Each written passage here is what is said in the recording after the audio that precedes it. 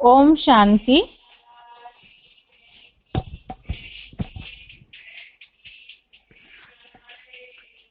भगवद गीता श्लोक क्लास में आज रविवार संगठन क्लास में हुए श्लोक टेस्ट के प्रश्नों का जवाब समझते हैं।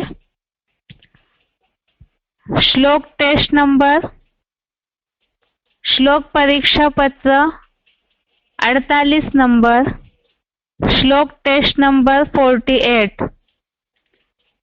इसमें प्रश्न थे अध्याय 6 का श्लोक नंबर 1 से 12 तक, अध्याय 6 के श्लोक नंबर 1 से श्लोक नंबर 12 तक और बेसिक कोर्स है परम पिता के दिव्य कर्तव्य।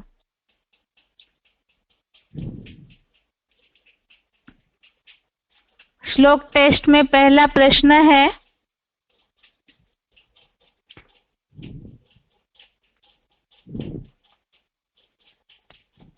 ग्रुप ए का प्रश्न है, निम्नलिखित प्रश्नों के उत्तर 1-2 शब्दों में बताएं। पहला प्रश्न है, अध्याय 6 का नाम बताएं। उत्तर है आत्म संयम योग। अध्याय 6 का नाम है आत्म संयम योग। दूसरा प्रश्न है, किसका त्यागी नहीं तो वह योगी भी नहीं होता है। किसका त्यागी नहीं तो वह योगी भी नहीं होता है।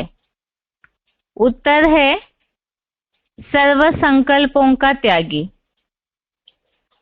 अध्याय 6 संबंधित प्रश्न है, इसलिए उत्तर देते समय अध्याय का नाम हर प्रश्न के साथ नहीं लेंगे, केवल श्लोक नंबर बताएंगे।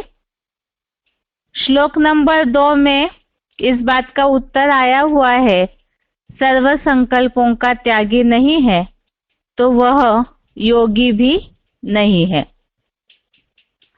अगला प्रश्न है तीसरा, योगारूढ़ के एक टिक होने का कारण क्या है। योगारूढ़ के एक टिक होने का कारण क्या है। उत्तर है तन धनादि के त्याग से चित्त की शांति। श्लोक नंबर 3, श्लोक नंबर 3, इसमें इस प्रश्न का जवाब है, जो क्लैरिफिकेशन सहित अर्थ में ये बात है, तन धनादि के त्याग से उसके चित्त की शांति ही योगारूढ़ के एक टिक होने का कारण कही है। चौथा प्रश्न है, सदा के लिए मित्र कौन है। उत्तर है विश्वनाथ। श्लोक नंबर 5, श्लोक नंबर 5, भावार्थ के नीचे ये वाक्य लिखा हुआ है,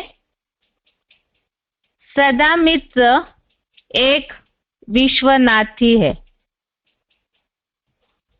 पांचवा प्रश्न है, किसकी आत्मा शत्रुता करने में तत्पर रहती है।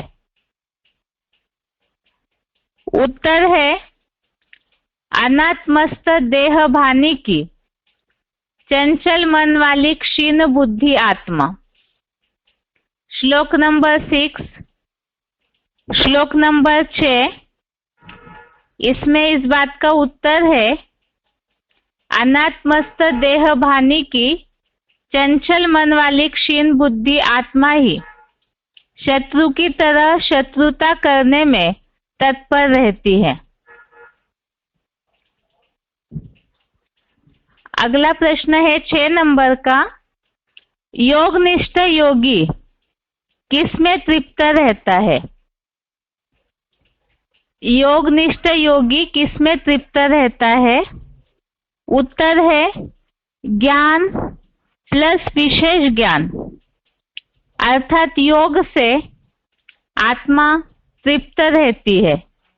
श्लोक नंबर 8, श्लोक नंबर 8, इसमें इस बात का उत्तर है ज्ञान प्लस विशेष ज्ञान, शिव के ज्ञान प्लस विशेष ज्ञान अर्थात योग से तृप्त आत्मा। 7वां प्रश्न है ईश्वरीय ज्ञान द्वारा मनुष्यों को जो जन्म मिलता है उसे कौन सा जन्म कहा जाता है? ईश्वरीय ज्ञान द्वारा मनुष्यों को जो जन्म मिलता है उसे कौन सा जन्म कहा जाता है? बेसिक कोर्स से संबंधित प्रश्न है ये। उत्तर है अलौकिक जन्म या आत्मा का पहचान रूपी जन्म। 8 नंबर का प्रश्न है ओम शब्द किसका प्रतीक है? ये भी बेसिक कोर्स से संबंधित प्रश्न है। उत्तर है ओम शब्द त्रिमूर्तियों का प्रतीक है। ओम इसका अर्थ ही है ओम, ये शब्द 3 अक्षरों से बना है अ उ म, ब्रह्मा का अ, विष्णु का उ और महेश का म। तो इस तरह से ओम शब्द त्रिमूर्ति का प्रतीक है। 9वां प्रश्न है भगवान साधारण तन का आधार लेते हैं, इसके लिए गीता में क्या उल्लेख आया है? यह भी बेसिक कोर्स से संबंधित प्रश्न है। इसमें श्लोक में आया हुआ शब्द बताना था।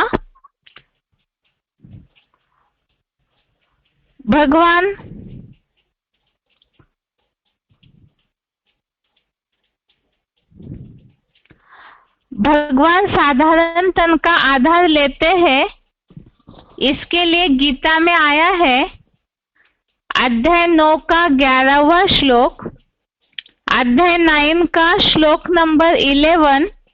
इसमें शब्द है मानुषिम तनुम आश्रितम। 10वां प्रश्न है किन किन में समान बुद्धि वाला योगी विशेष माना गया है? किन किन में समान बुद्धि वाला योगी विशेष माना गया है? उत्तर है 9वें श्लोक से संबंधित प्रश्न है ये। श्लोक नंबर 9 से संबंधित प्रश्न है। उत्तर है स्नेही, मित्र, शत्रु, उदासीन, मध्यस्थ, द्वेषी व बंधुजनों में इंद्रियों का साधना करता साधु और पापियों में भी समान बुद्धि वाला विशेष माना गया है। वैसे तो ये जो ग्रुप ए के प्रश्न है इनके उत्तर शब्दों में देने बताया है, तो बताते समय जिनको जो याद होगा उन्होंने वही बताया होगा। इस हिसाब से उत्तर बताते समय श्लोक में जितने भी शब्द आए हैं वो सारे ही उत्तर में लिए हुए हैं। एक बार उत्तर दोबारा, समान बुद्धि वाला योगी, तो यहाँ स्नेही, मित्र, शत्रु, उदासीन, मध्यस्थ, द्वेषी व बंधुजनों में इंद्रियों का साधना करता साधु और पापियों में भी समान बुद्धि वाला विशेष माना गया है। आगे है ग्रुप बी के प्रश्न। निम्नलिखित प्रश्नों के उत्तर 1-2 वाक्यों में बताएं। पहला प्रश्न है योग की स्थिति में ऊंचा चढ़ने के लिए क्या कारण है? उत्तर है श्लोक नंबर 3। श्लोक नंबर 3 से संबंधित ये प्रश्न था। उत्तर है योग स्थिति में चढ़ने के इच्छुक मुनि के लिए मन, वचन, कर्म से अलौकिक हुआ यज्ञ कर्म ऊंची अव्यक्त स्थिति का कारण कहा है? उत्तर दोबारा, योग स्थिति में चढ़ने के इच्छुक मुनि के लिए मन, वचन, यहाँ भावार्थ में वचन के लिए केवल व लिखा हुआ है, तो वो मन, वचन, कर्म से अलौकिक हुआ यज्ञ कर्म ऊंची अव्यक्त स्थिति का कारण कहा है। श्लोक समझते समय हमने समझा था यज्ञ सेवा जितनी करते हैं तो सेवाधारियों को बाप दादा याद करते हैं, तो ऐसों की याद की स्थिति भी ऊंची चढ़ती है। दूसरा प्रश्न है,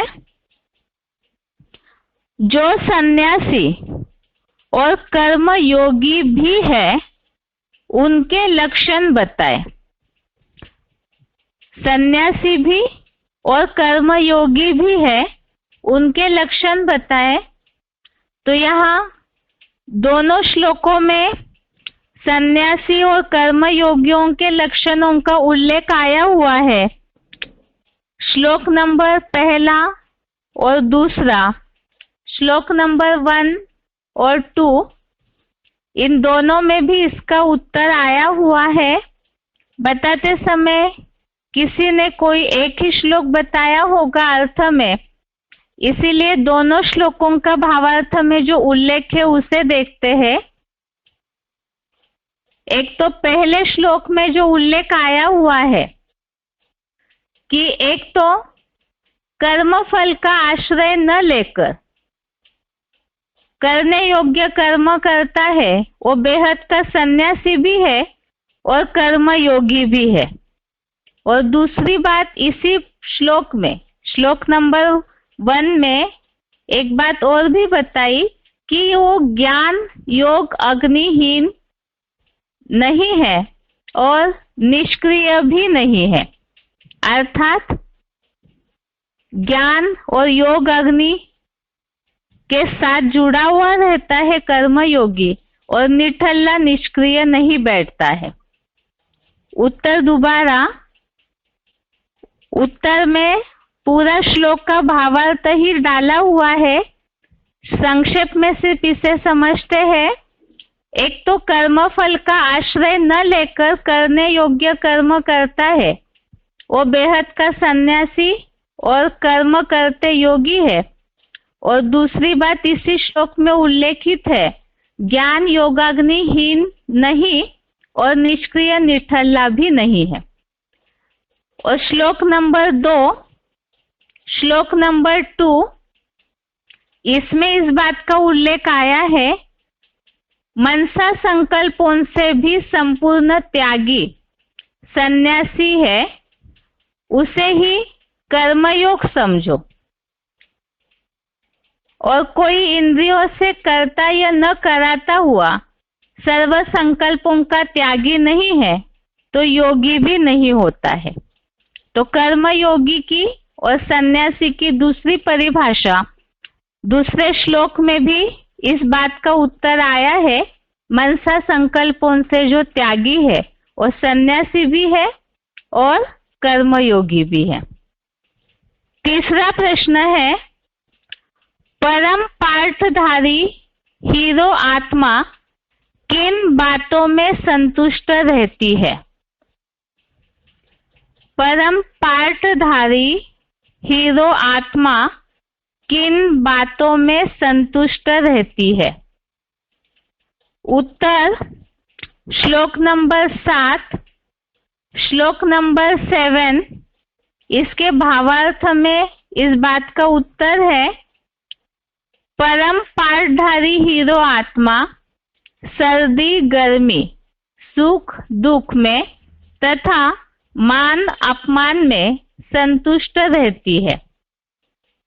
उत्तर दोबारा, परम पाठधारी हीरो आत्मा सर्दी गर्मी सुख दुख में तथा मान अपमान में संतुष्ट रहती है। चौथा प्रश्न है, निरंतर परमात्मा से योग लगाने के लिए किन गुणों को या लक्षणों को धारण करना चाहिए? निरंतर परमात्मा से योग लगाने के लिए किन गुणों को या लक्षणों को धारण करना चाहिए? उत्तर 10वें श्लोक से संबंधित है। श्लोक नंबर 10। उत्तर है, चंचल मन व निर्णायक बुद्धि का वश करता, आशाहीन असंग्रही योगी अकेला एकांत स्थान में स्थित हुआ होना चाहिए। तो यहाँ निरंतर योग लगाने के लिए ये बातें बताई है, लक्षण या गुण, चंचल मन, निर्णायक बुद्धि का वश करता, आशाहीन असंग्रही योगी अकेला एकांत स्थान में स्थित हुआ, निरंतर परमात्मा से योग लगाए। अर्थात इन लक्षणों को धारण करने से ही निरंतर परमात्मा के योग लगाने के लिए समर्थ हो सकते हैं। अगला प्रश्न है 5वां प्रश्न, कौन और कब योग में चढ़ा हुआ कहा जाता है? कौन और कब योग में चढ़ा हुआ कहा जाता है? उत्तर है श्लोक नंबर 4, श्लोक नंबर 4। इसमें इस बात का उत्तर है, जब काम विकार के संकल्प सहित सब संकल्पों का संपूर्ण त्यागी आत्म बिंदु स्मृति से न लोलुप इंद्रियों के कर्मों में और न इंद्रिय के स्पर्श रूप रस आदि विविध भोगों में आसक्त होता है, तब योग की सर्वोच्च अव्यक्त स्थिति में चढ़ा हुआ कहा जाता है। श्लोक समझते समय ही हमने इस बात को समझा था।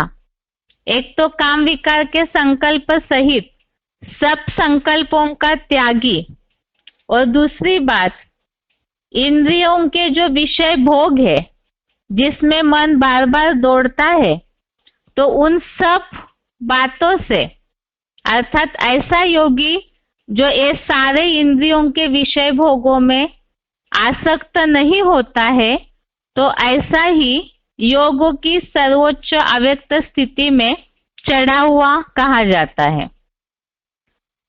अगला प्रश्न है 6 नंबर का प्रश्न, परमपिता अज्ञान से जगाते हैं, इसके लिए मुस्लिम धर्म में क्या उल्लेख है? बेसिक कोर्स से संबंधित प्रश्न है ये, और उत्तर है परमपिता अज्ञान से जगाते हैं, इसके लिए मुस्लिम धर्म में ऐसा उल्लेख है, खुदा कब्र दाखिल को जगाते हैं। कोर्स में हमने इस बात को समझा था, आत्मिक जागरूकता या आत्मा को अपनी पहचान मिलती है, अज्ञान से ज्ञान की ज्योति मिलती है। इसीलिए लिए मुस्लिम धर्म वाले ऐसे कहते हैं, कयामत के समय खुदा आकर के कब्र दाखिल जो है उनको जगाएंगे। अगला 7वां प्रश्न है, ओमकार नाद का अर्थ क्या है? ओमकार नाद का अर्थ क्या है? बेसिक कोर्स से संबंधित प्रश्न है ये। उत्तर है ओमकार का मतलब है ओम का कार्य, अर्थात अ ब्रह्मा का स्थापना का कार्य, उ विष्णु का पालना का कार्य और म अर्थात महेश का विनाश का कार्य, और इन कार्यों का नाथ है ओमकार नाथ। उत्तर दोबारा, ओम शब्द में 3 मूर्तियों के अक्षर छिपे हुए हैं। ओमकार का मतलब है ओम का कार्य। ओम अर्थात अ उ म, अ अर्थात ब्रह्मा का स्थापना का कार्य, उ अर्थात विष्णु का पालना का कार्य, म अर्थात महेश का विनाश का कार्य, और इन कार्यों का नाथ है ओमकारनाथ। 8वां प्रश्न है योग निष्ठ किसे कहा जाता है? उत्तर श्लोक नंबर 8 श्लोक नंबर 8 से संबंधित है। शिव के ज्ञान प्लस विशेष ज्ञान अर्थात योग से तृप्त आत्मा परम ब्रह्म के ऊंचे शिखर पर स्थिर, विशेष कामेंद्रिय को भी जीतने वाला, मिट्टी, पत्थर, स्वर्ण आदि में समान भाव वाला योगी योग निष्ठ है, ऐसा कहा जाता है। इस श्लोक में यही बात आई है।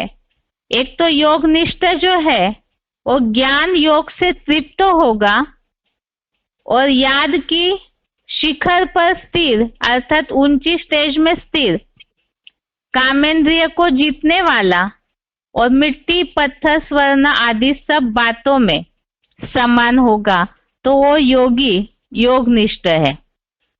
अगला प्रश्न है 9 नंबर का प्रश्न है आत्मा को किसके द्वारा कहाँ ले जाना है और कहाँ जाने नहीं देना है? उत्तर है श्लोक नंबर 5 श्लोक नंबर 5 से संबंधित यह प्रश्न था। अपने मन बुद्धि द्वारा ज्योति बिंदु आत्मा को ऊंची स्थिति के हीरों में ले जाए, आत्मा को भ्रष्ट इंद्रियों की अधोगति में न जाने दे। आत्मा को कहाँ ले जाना है? तो इसके लिए उत्तर है अपने मन बुद्धि द्वारा ज्योति बिंदु आत्मा को ऊंची स्थिति के हीरों में ले जाए, अर्थात मन बुद्धि को ज्योति बिंदु आत्मा में ऊंची स्टेज में एकाग्र करना है। और दूसरा कहाँ जाने नहीं देना है, इसका उत्तर आत्मा को भ्रष्ट इंद्रियों की अधोगति में न जाने दे, अर्थात मन बुद्धि को इंद्रियों की तरफ न जाने दे, आत्मा में ही एकाग्र करे, नहीं तो इंद्रियों की अधोगति में न जाने दे। ये उत्तर है। अगला ग्रुप सी का प्रश्न है निम्नलिखित संस्कृत शब्दों के हिंदी शब्द बताएं। पहला प्रश्न है, पहला शब्द है चैलाजिन। श्लोक नंबर 11 श्लोक नंबर 11 में यह शब्द है चैलाजिन। अर्थ है हिंदी का वस्त्र सहित मृग चर्म। दूसरा शब्द है कूटस्थः। कूटस्थः अर्थात हिंदी शब्द है शिखर पर स्थिर। श्लोक नंबर 8, श्लोक नंबर 8 में ये शब्द है कूटस्थः, शिखर पर स्थिर। तीसरा शब्द है समाहितः।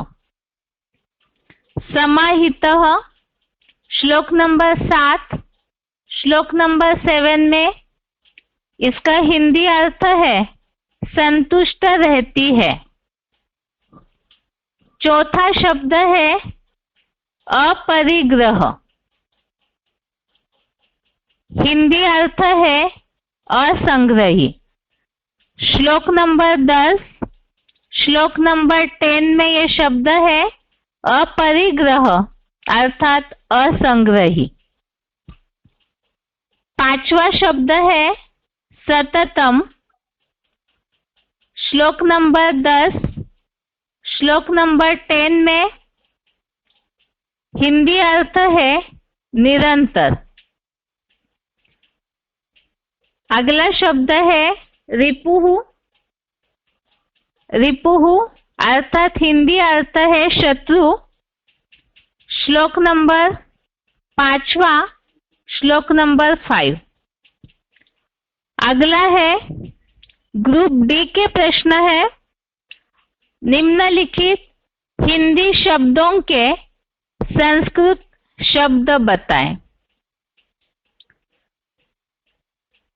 ये जो शब्द बताने के प्रश्न है, ये शब्दों को इसलिए ध्यान में रखना है, कई बार श्लोक पूरा याद नहीं भी आता है, तो भी ऐसे ऐसे कोई शब्द है जो बेसिक कोर्स समझाते समय या तो कोई भी गीता अनुसार बात समझाते समय ऐसे शब्द भी अगर याद रहते हैं तो भी गीता के अनुसार हम औरों को सर्विस फील्ड में समझाने दे सकेंगे।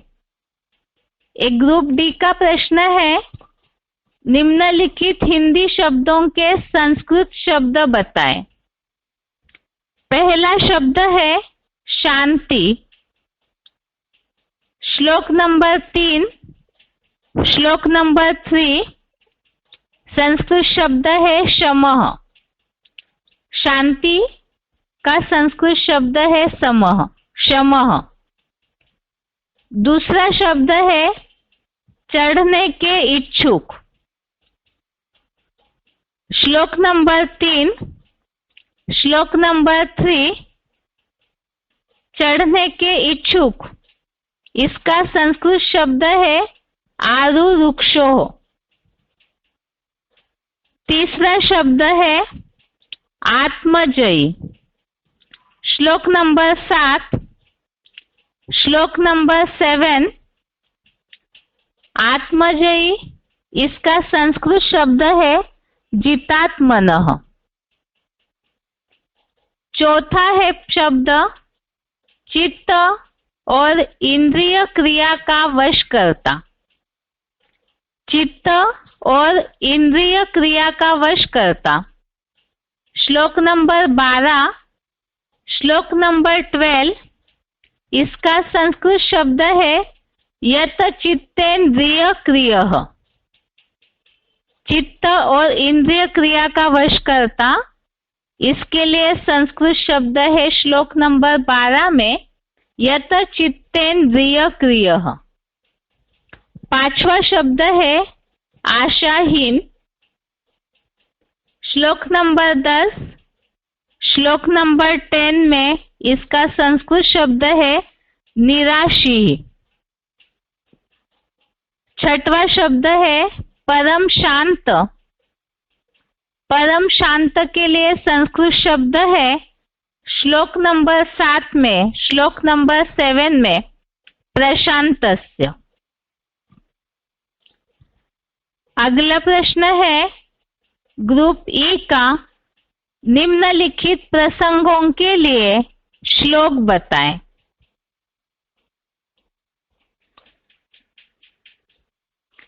पहला शब्द है,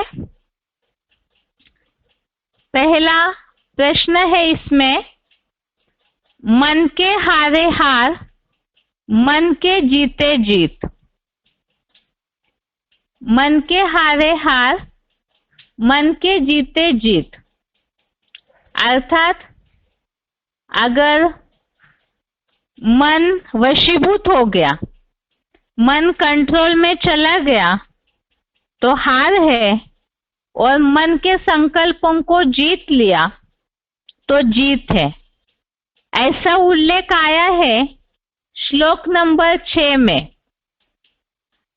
अगर मन को कंट्रोल कर लिया तो जीत हो गई, और मन कंट्रोल से बाहर चला गया तो हार हो गई। अर्थात अपने लिए ही शत्रुता जैसे काम हो जाता है। ये श्लोक नंबर 6 है। श्लोक नंबर 6 श्लोक है, बंधुरात्मात्मनस्तस्य एनात्मैवात्मनाजितः अनात्मनस्तु शत्रुत्वे वर्तेतात्मैव शत्रुवत्। अर्थात जिसने अपनी चेतन बनी मन बुद्धि द्वारा ज्योति बिंदु आत्मा को जीता है, उसकी आत्मा ही मन जीत होने से अपना मित्र है। तो यहाँ उल्लेख आया मन के जीते जीत मित्र है। अर्थात अपने लिए शुभ करेंगे तो सफलता मिलेगी अपने जीवन में। दूसरा मित्र शत्रु नहीं, किंतु अनात्मस्थ देह भानी की चंचल मन वाली क्षीण बुद्धि आत्मा ही शत्रु की तरह शत्रुता करने में तत्पर रहती है। तो चंचल मन और क्षीण बुद्धि जो है वो कंट्रोल में चली गई इंद्रियों के, देह भान के, तो अपने लिए शत्रुता कर लेती है। हार खा ली तो अपने लिए शत्रु जैसे दुखदाई बन जाते हैं। दूसरा प्रश्न है इसमें, दूसरा प्रश्न है, निंदा स्तुति मान अपमान ठंडी गर्मी सब सहन करना है। मुरली तारीख है 18 सितंबर 1975। मुरली डेट 18 सितंबर 1975। निंदा स्तुति मान अपमान ठंडी गर्मी सब सहन करना है। तो ये उल्लेख आया हुआ है श्लोक नंबर 7 श्लोक नंबर 7 में। जितात्मनः प्रशान्तस्य परमात्मा समाहितः शीतोष्ण सुख दुखेषु तथा मानापमानयो। अर्थात आत्मजयी परम शांत बिंदु बने पुरुष की परम पार्थधारी हीरो आत्मा। गीता के 15वें अध्याय के 17वें श्लोक में जो परमात्मा पार्थधारी का उल्लेख है, तो ऐसे परम पार्थधारी हीरो आत्मा सर्दी गर्मी सुख दुख में तथा मान अपमान में संतुष्ट रहती है। तीसरा प्रश्न है, रूहानी दृष्टि से सृष्टि बदलो। अव्यक्तवाणी तारीख 16 सितंबर 1976। अव्यक्तवाणी डेट 16 सितंबर 1976। रूहानी दृष्टि से सृष्टि बदलो। श्लोक नंबर 9 श्लोक नंबर 9। इसमें आत्मिक भाव सभी को समान दृष्टि से अर्थात आत्मज्योति बिंदु से दृष्टि से देखने की बात का उल्लेख आया हुआ है कि कैसी भी कोई आत्मा हो सभी को ही समान दृष्टि से देखना है। श्लोक नंबर 9 श्लोक नंबर 9। श्लोक है, सुहृन्मित्रारुदासीन मध्यस्थ द्वेष बंधुषु साधुष्वपि च पापेषु समबुद्धिर विशिष्यते, अर्थात स्नेही, मित्र, शत्रु, उदासीन, मध्यस्थ, द्वेषी व बंधुजनों में इंद्रियों की साधना करता साधु और पापियों में भी समान बुद्धि वाला विशेष माना गया है। तो समान बुद्धि, समान नजर सबके प्रति तभी होगी जब सबको आत्म ज्योति बिंदु की नजर से ही देखेंगे। तो वही रूहानी दृष्टि से सृष्टि बदलना है। चौथा प्रश्न है, जीवात्मा अपना ही मित्र है, अपना ही शत्रु है। मुरली तारीख 21 मार्च 1967, मुरली डेट 21 मार्च 1967। जीवात्मा अपना ही मित्र है, अपना ही शत्रु है। इसका उत्तर है श्लोक नंबर 5, श्लोक नंबर 5 में। ये मुरली पॉइंट इस 5वें श्लोक के नीचे ही लिखा हुआ है। श्लोक है, उद्धरेदात्मनात्मानं नात्मानं अवसादयेत्, आत्मैव ह्यात्मनो बंधु, आत्मैव रिपुरात्मनः। अर्थात अपने मन बुद्धि द्वारा ज्योति बिंदु आत्मा को ऊंची स्थिति के हीरो में ले जाए, आत्मा को भ्रष्ट इंद्रियों की अधोगति में न जाने दे, क्योंकि ज्योति बिंदु आत्मा ही अपना सदाकाल सहयोगी मित्र है, आत्मा ही अपना शत्रु है। और इसी के नीचे ये पॉइंट लिखा हुआ है, जीवात्मा अपना ही मित्र है, अपना ही शत्रु है और सदा मित्र एक ही विश्वनाथ है। आगे का प्रश्न है 5वां प्रश्न, जितना ईश्वरीय सेवा में अर्पण करते जाएंगे उतना अवस्था याद की चढ़ती जाएगी। VCD number 758, VCD number 758।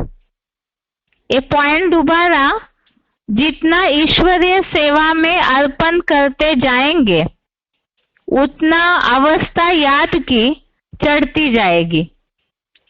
तो यहाँ श्लोक नंबर 3, श्लोक नंबर 3 में इस बात का उल्लेख आया है, यज्ञ सेवा या यज्ञ कर्म जो है वही ऊंची स्थिति का, योग की अवस्था में चढ़ने का कारण है। श्लोक नंबर 3 है, आरुरुक्षोर मुनेर योगम कर्म कारणमुच्यते, योगारूढ़स्य तस्यैव क्षमः कारणमुच्यते। अर्थात योग स्थिति में चढ़ने के इच्छुक मुनि के लिए मन वचन कर्म से अलौकिक हुआ यज्ञ कर्म ऊंची अव्यक्त स्थिति का कारण कहा है, और तन धनादि के त्याग से उसके चित्त की शांति ही योगारूढ़ के एकटिक होने का कारण कही है। आगे है 6वां प्रश्न, जब तुम अच्छे योगी बनेंगे, कहाँ भी आंख नहीं डूबेगी, तो फिर तुम्हारी इंद्रियां शांत हो जाएगी। मुरली तारीख 16 अगस्त 1991, मुरली डेट 16 अगस्त 1991। ये पॉइंट दोबारा, जब तुम अच्छे योगी बनेंगे, कहाँ भी आंख नहीं डूबेगी, तो फिर तुम्हारी इंद्रियां शांत हो जाएगी। तो इसके लिए 2 श्लोक टैली होते हैं। एक तो श्लोक नंबर 8वां, श्लोक नंबर 8, इसमें भी इस बात का उल्लेख है, विजितेंद्रिय, अर्थात जब योगी बन जाएंगे, ज्ञान योग से तृप्त होके ऊंची स्टेज में टिक जाएंगे याद की, तो विजितेंद्रिय अर्थात इंद्रियों को जीतने वाले बनेंगे। जो पॉइंट में उल्लेख आया है, तुम्हारी इंद्रियां शांत हो जाएगी और आंखें कहीं डूबेगी ही नहीं, क्योंकि ज्ञान योग से तृप्त है। ये श्लोक है 8वें नंबर का। ज्ञान विज्ञान तृप्तात्मा कूटस्थो विजितेंद्रिय युक्त इत्युच्यते योगी समलोष्टाश्म कांचन। अर्थात शिव के ज्ञान प्लस विशेष योग, शिव के ज्ञान प्लस विशेष ज्ञान अर्थात योग से तृप्त आत्मा परम ब्रह्म के ऊंचे शिखर पर स्थिर, विशेष कामेंद्रिय को भी जीतने वाला, मिट्टी पत्थर स्वर्ण आदि में समान भाव वाला योगी योग निष्ठ है, ऐसा कहा जाता है। और ऐसे अलोलुप का योग क्षेमम वहाम्यहम। और दूसरा, इसी पॉइंट के लिए और एक श्लोक लागू होता है, वो है श्लोक नंबर 4, श्लोक नंबर 4। इसमें भी इस बात का उल्लेख आया है कि ऐसे जो योग की स्थिति में चढ़ा हुआ, वो न इंद्रियों के भोगों में आसक्त होता है, और जैसे कि यहाँ सब काम विकार के संकल्प से रहित, सब संकल्पों का त्यागी, तो योग की स्थिति में जो चढ़ा हुआ है, आंख कहीं भी नहीं डूबेगी, ऐसे पॉइंट में उल्लेख आया हुआ है। तो योग की स्थिति में चढ़े हुए इंद्रिय जीत बन जाते हैं। ये श्लोक है 4 नंबर का। यदा ही निंद्रियार्थेषु न कर्म स्वनुसज्जते सर्व संकल्प संन्यासी योगारूढ़स्तदोच्यते। अर्थात क्योंकि जब काम विकार के संकल्प सहित सब संकल्पों का संपूर्ण त्यागी आत्म बिंदु स्मृति से न लोलुप इंद्रियों के कर्मों में और न इंद्रिय के स्पर्श रूप रस आदि विविध भोगों में आसक्त होता है, तब योग की सर्वोच्च अव्यक्त स्थिति में चढ़ा हुआ कहा जाता है। तो जो ऊंची स्थिति में चढ़ जाते हैं, वो इंद्रियों के कोई भी भोगों में आसक्त न होने की बात यहाँ आई है। अगला प्रश्न है ग्रुप एफ का। निम्नलिखित प्रश्नों के उत्तर संक्षेप में बताएं। ये दोनों संक्षेप वाले जो प्रश्न है वो बेसिक कोर्स से संबंधित है। पहला प्रश्न है, अजन्मा और विदेही शिव अपना कार्य करने के लिए साकार में आते हैं, इसको गीता के आधार से सिद्ध करें। प्रश्न दोबारा, अजन्मा और विदेही शिव अपना कार्य करने के लिए साकार में आते हैं, इसको गीता के आधार से सिद्ध करें। इसमें उत्तर में पहला प्रूफ है कि शिव अजन्मा और विदेही होते हुए भी साकार में कार्य करते हैं, इसका पहला प्रूफ। निराकार शिव परम पिता अजन्मा विदेही है, अर्थात उनको अपना शरीर ही नहीं है। इसके लिए अजन्मा शिव भगवान प्रकृति का आधार लेते हैं, अर्थात मनुष्य तन का आधार लेते हैं, क्योंकि मनुष्य तन जो है और प्रकृति के 5 तत्वों का सबसे अच्छा उदाहरण है, क्योंकि बेसिक कोर्स में सबसे पहला पार्ट हम समझते हैं कि 5 तत्वों से मिलकर के ही मनुष्य का तन बनता है। दूसरी बात, गीता में भी आया है, अजन्मा भगवान प्रकृति को अधीन करके आत्मशक्ति से जन्म लेता हूं। चौथे अध्याय का 6वां श्लोक, अध्याय 4 का श्लोक नंबर 6 में इस बात का उल्लेख आया है, अजन्मा होते हुए भी प्रकृति को अधीन कर आत्मशक्ति से जन्म लेता हूं। ये श्लोक में 2 शब्द आए हुए हैं, एक तो अजह और प्रकृति को अधीन करने की बात के लिए प्रकृतिम स्वामधिष्ठाय। ये श्लोक है, अजोपि सन् वै आत्मा भूतानामीश्वरोऽपि सन् प्रकृतिम स्वामधिष्ठाय संभवाम्यात्म मायया। तीसरी बात, अब प्रकृति को अधीन करते हैं तो ऐसे समझेंगे गर्भ से जन्म लेते हैं। जैसे यहाँ प्रकृति को अधीन करना अर्थात मनुष्य शरीर का आधार लिया, तो गीता में भी उल्लेख आया है, भगवान एक साधारण मनुष्य तन का आधार लेते हैं। 9वें अध्याय का 11वां श्लोक, अध्याय 9 का श्लोक नंबर 11, इसमें मानुषिम तनुम आश्रितम अर्थात मनुष्य तन का आश्रय लेते हैं। ये श्लोक है, औजानन्ति माम मूढ़ा मानुषिम तनुम आश्रितम परम भावम अजानन्तो मम भूत महेश्वरम। चौथी बात, मनुष्य तन का आधार लेते, इसका मतलब गर्भ से जन्म लेते ऐसे समझेंगे, लेकिन हमने इस बात को पहले ही समझा कि वो अजन्मा है और अगर्भा है। तो इसी के लिए ही कैसे आधार लेते हैं मनुष्य तन का, उसके लिए बात आई है, परम पिता पर काया प्रवेश करते हैं।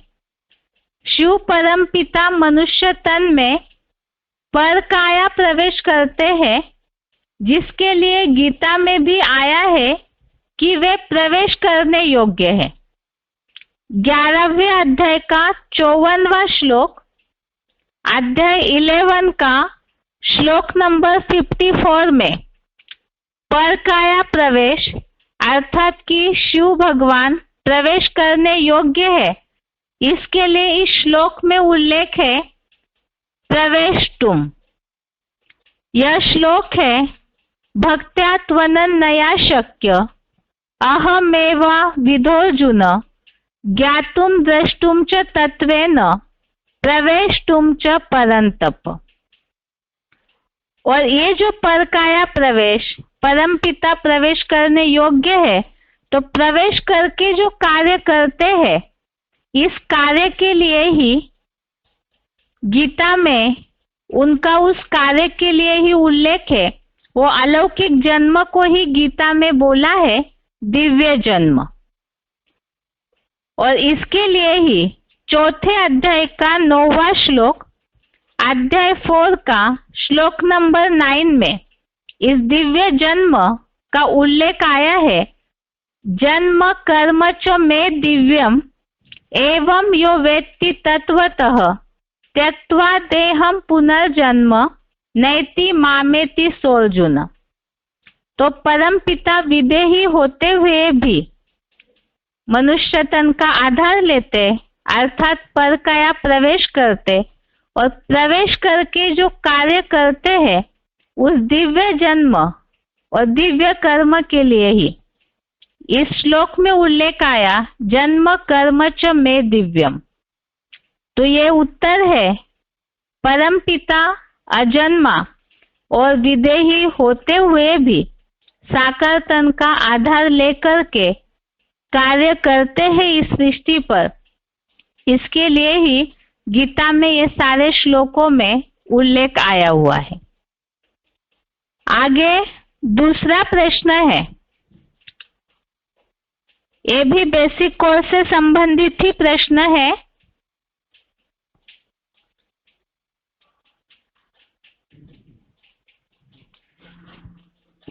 क्या ब्रह्मा, विष्णु और महेश स्वयं उत्पत्ति, पालना और विनाश के कार्य करने वाले भगवान है या उनसे भी ऊंची शक्ति कोई और है? प्रश्न दोबारा, क्या ब्रह्मा, विष्णु और महेश स्वयं उत्पत्ति, पालना और विनाश के कार्य करने वाले भगवान है या उनसे भी ऊंची शक्ति कोई और है? उत्तर है इसका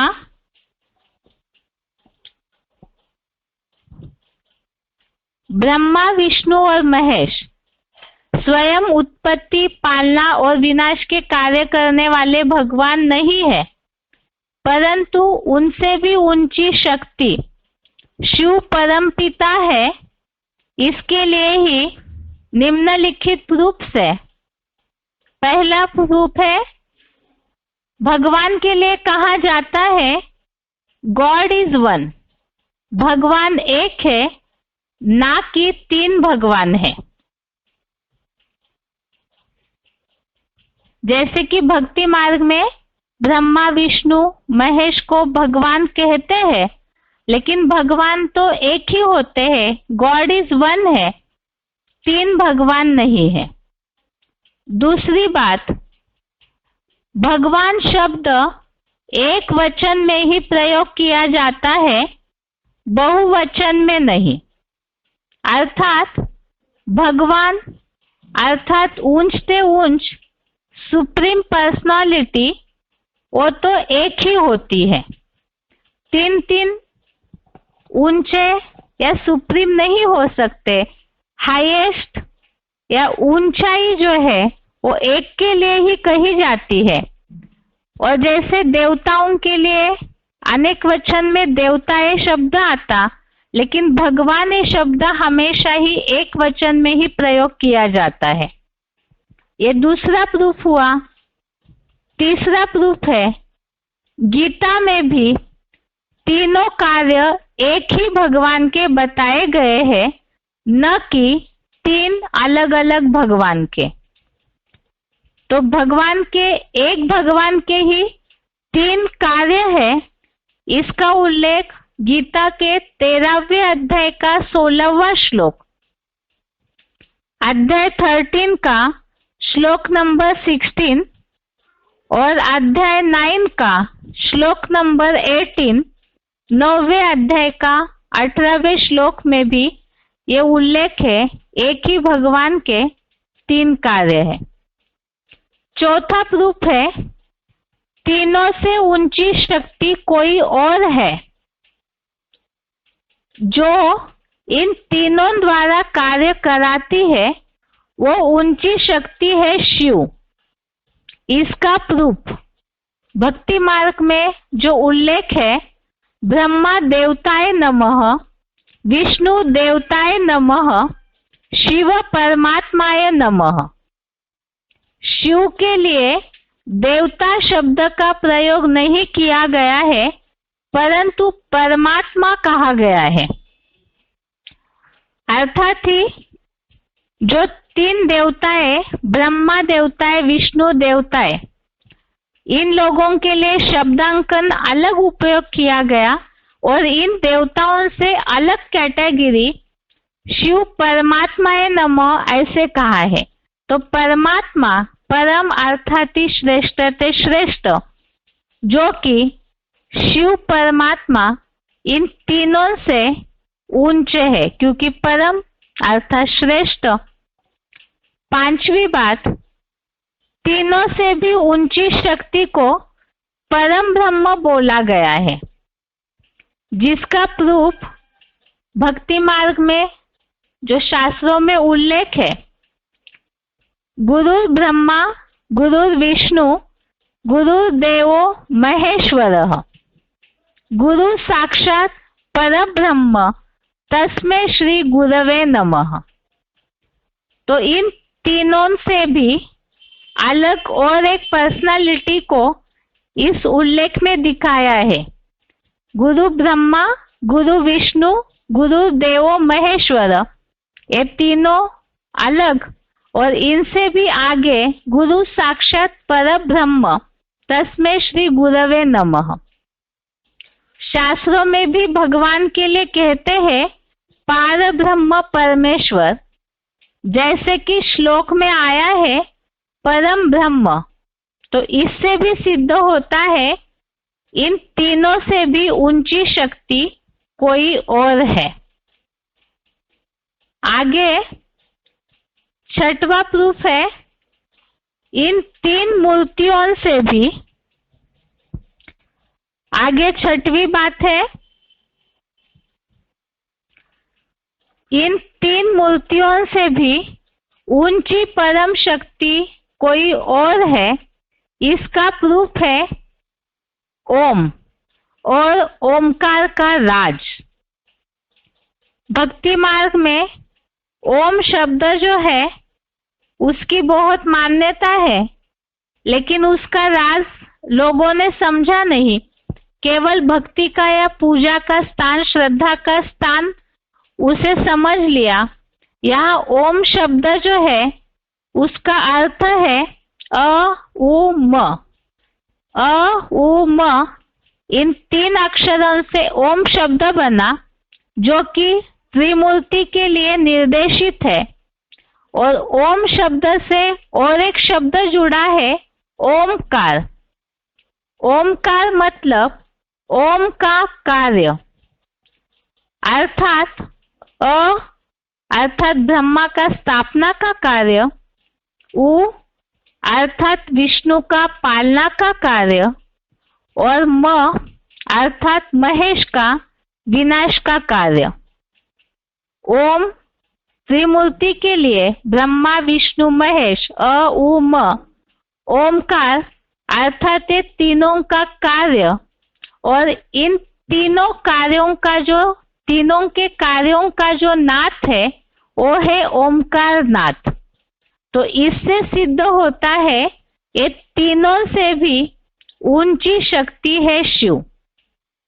तो प्रश्न यही था कि ब्रह्मा विष्णु और महेश स्वयं उत्पत्ति, पालना या विनाश का कार्य करने वाले भगवान नहीं है, बल्कि उनसे भी ऊंची शक्ति कोई और है।